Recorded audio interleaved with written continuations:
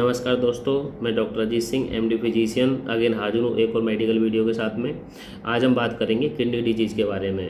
यानी आपको कैसे पता चले कि किडनी की बीमारी कहीं आपकी डेवलप तो नहीं हो रही है, कहीं आपकी किडनी में कोई डैमेज तो नहीं हो गया है, कहीं आपकी किडनी ख़राब होने वाली तो नहीं है। तो आपको कैसे पता चलेगा? काफ़ी मरीज आते हैं कि सर मेरी किडनी की जाँच करा दो, कहीं मेरी किडनी डैमेज तो नहीं है। कुछ मरीजों के चेहरे पर सूजन आ जाती है, वो डर जाते हैं कि सर मेरे कोई किडनी की बीमारी तो नहीं है।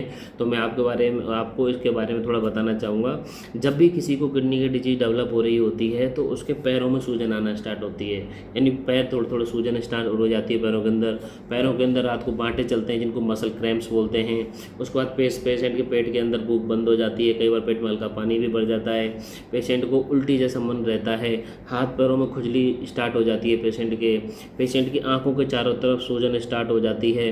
पेशेंट की नोजिया यानी उसका उल्टी जैसा मन रहता है, कई बार उल्टी भी आ जाती है पेशेंट के।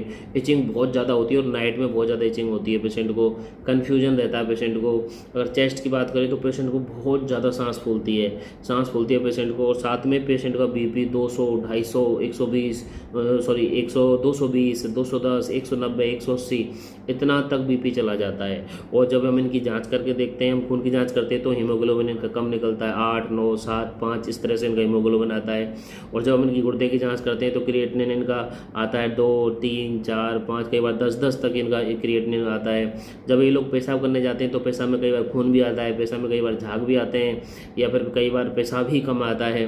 तो इस तरह के जो पेशेंट लक्षण होते हैं वो भी किडनी मरीजों के होते हैं। तो किडनी की बीमारी को कभी भी आपको लाइटली नहीं लेना है।